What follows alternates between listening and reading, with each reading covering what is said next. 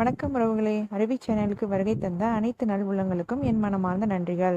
இன்னைக்கு நம்ம சேனல்ல ஒரு அருமையான முள்ளங்கி பொரியல் எப்படி செய்யறதுன்னு தான் பார்க்க போறோம். இதற்கு தேவையான பொருட்கள்: முள்ளங்கி, தாளிக்கிறதுக்கு வெங்காயம், கடலைப்பருப்பு, காரத்துக்கு பச்சை மிளகாயும் தேங்காயும் பூ மாதிரி துருவி சேர்த்துக்கலாம். முதல்ல முள்ளங்கியை தோல் சீவிக்கலாம். இந்த முள்ளங்கி பொரியல் 10 நிமிஷத்துல செஞ்சிடலாம். ரொம்பவே சுவையாகவும் இருக்கும்.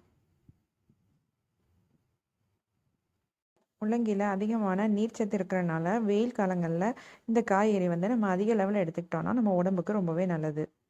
வெயில் காலங்களில் வர சிறுநீர் கடுப்பு, சிறுநீரக கல், சிறுநீரக தொற்று, இந்த மாதிரி கிட்னியில் எந்த ப்ராப்ளம் இருந்தாலும் முள்ளங்கியை அவங்க உணவில் அதிகமாக சேர்த்துட்டு வந்தாங்கன்னா அவங்களுக்கு இந்த மாதிரி பிரச்சனைகள் ஏற்படாமல் தடுக்கும்.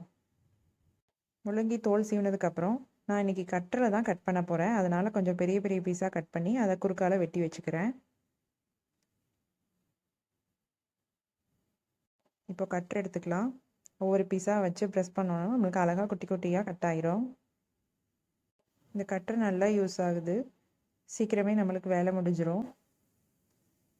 இப்போது முள்ளங்கி பொரியலுக்கு தேவையான முள்ளங்கியை குட்டி குட்டியாக கட் பண்ணி எடுத்தாச்சு. ஸ்டவ்வில் ஒரு பேன் வச்சு கொஞ்சம் எண்ணெய் சேர்த்துக்கிறேன். எண்ணெய் காஞ்சதும் கொஞ்சம் கடுகு சேர்த்துக்கிறேன். கடுகு நல்லா பொரிஞ்சதும் நம்ம தாளிக்கிறதுக்கு எடுத்து வச்சுருந்தா கடலைப்பருப்பை சேர்த்துக்கலாம். கடலைப்பருப்பு நல்லா பொரியணும். அப்போ தான் நம்ம பொரியலோடு சாப்பிடும் போது க்ரன்ச்சி ஃபீல் கிடைக்கும்.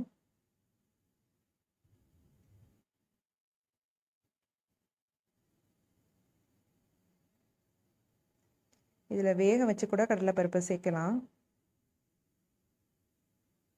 கருவேப்பிலை சேர்த்துக்கிறேன்.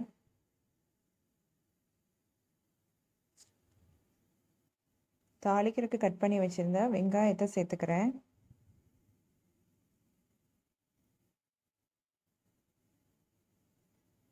வெங்காயம் நல்லா கொஞ்சம் வதங்கட்டும். எப்போவுமே நம்ம சமையலில் சின்ன வெங்காயம் அதிகமாக சேர்த்துக்கணும். அது உடம்புக்கும் ரொம்ப நல்லது, டேஸ்ட்டும் கொடுக்கும். வெங்காயம் ஓரளவு வதங்கினதுக்கப்புறம் கட் பண்ணி வச்ச முள்ளங்கியை சேர்த்துக்கிறேன்.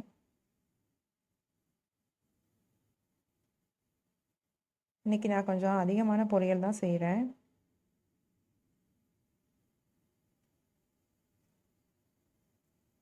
முள்ளங்கியெல்லாம் சேர்த்ததுக்கப்புறம் நல்லா பரட்டி விடணும். தேவையான அளவு உப்பு சேர்த்துக்கிறேன். உப்பை நல்லா கலந்து விட்டுட்டு ஒரு லிட்டு போட்டு மூடி ஒரு 5 நிமிஷம் வேக விடணும்.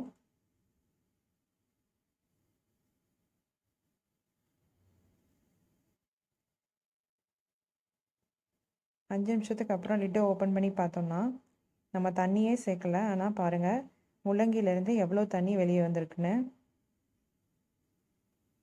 இந்த தண்ணியெலாம் நல்லா வற்றணும். அது வரைக்கும் கொஞ்சம் வேகட்டும் காய். இப்போ லிட்டை க்ளோஸ் பண்ணி காய் மறுபடியும் வேக விடுங்க.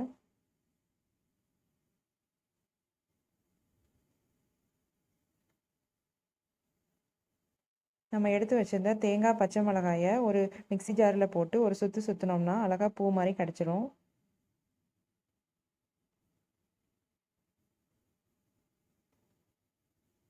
இப்போ ஓரளவு தண்ணி நல்லா வற்றிருச்சு.